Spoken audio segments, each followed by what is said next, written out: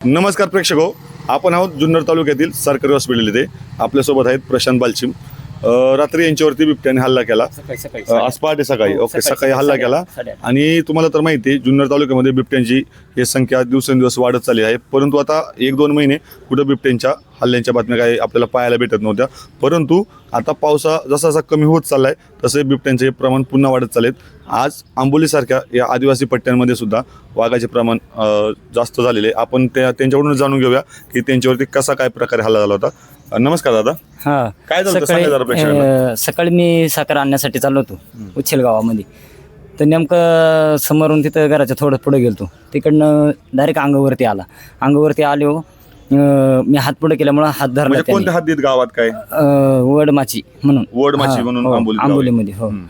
आणि मग त्यांनी समोरून डायरेक्ट मी हात पुढे केल्यामुळे त्यांनी हात पकडला आणि मी चावलं बरोबर. मी जोरात आरडलो तेव्हा मग तो पळाला, थोडा पुढे गेला. एकटंच होतं, मला जोडी कोण नव्हता.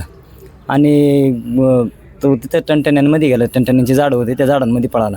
आणि मी जोरात आरडल्यामुळं मग तो गेल्यावर मी पळत गेलो घरी. तर रक्त चाललेलं हाताला. मग घरी सांगितलं, त्याचं जवळ कोण नव्हतं.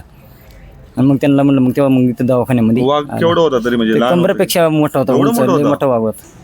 आणि म्हणजे तुम्ही जास्त ओरडले किंवा आवाज केला त्यामुळे तो पळाला. नाहीतर मग मला डायरेक्ट कार्यक्रमच करून टाकला, मारूनच टाकला असतं मला. म्हणजे समोरून आला समोरून आला म्हणून वाचलं गेलो मी. मागून जर आला असतं तर मानाला धरला असतं पाठी मागून, मला हालचाल करता नसतं. आणि टाइम किती होता? 8:30 वाजता सकाळी. सकाळी दिवसा 8:30ला सकाळी. बघा प्रेक्षक, 8:30 वाजता दिवसा. आणि मग दिवसा 8:30 वाजता मग पब्लिक वगैरे असते ना. आता तिकडे भात लावणी वगैरे चालू आहे. अहो सकाळी म्हणजे कसं तिकडनं बाकीचे झालेत, लागवडी झालेत तिकडनं. पण आपलं नेहमीच रस्ता आहे, दुकानावरती जायचं, साखर वगैरे असं काय आणायचं, जायला लागतं दुकानावर.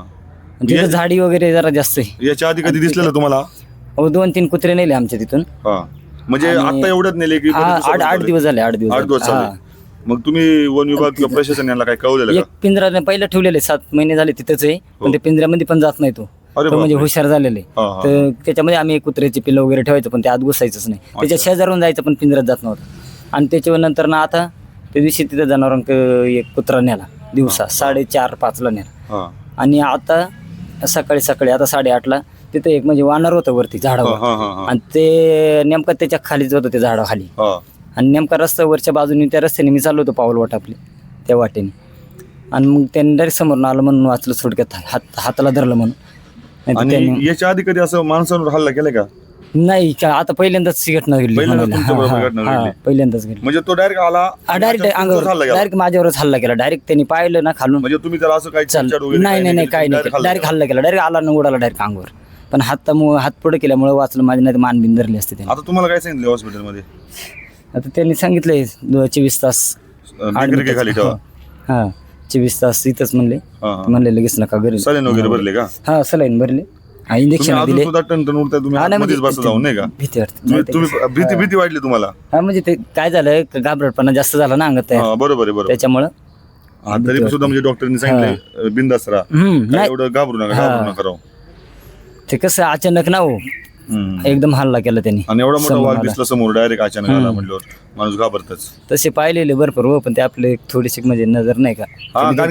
तुम्ही शेतकरी नेहमी जंगलात फिरत असता. कुत्रे वगैरे आमचे काही म्हणजे 1-2 वेळा सोडवलंय कुत्र आमचं स्वतःच.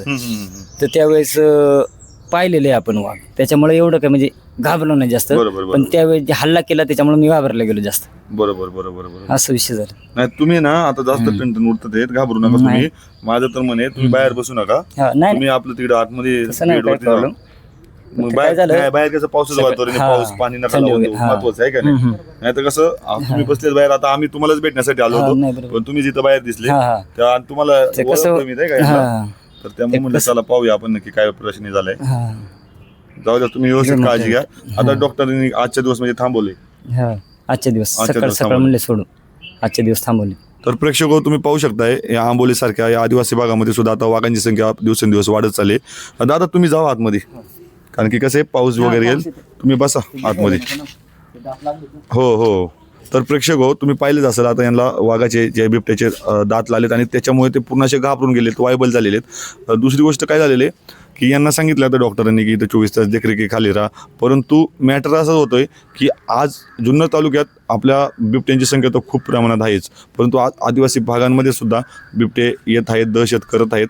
त्यामुळे तुम्ही कोणी आपले शेतकरी वर्ग पाहतोय त्यांनी जंगलामधून फिरताना व्यवस्थित फिरा.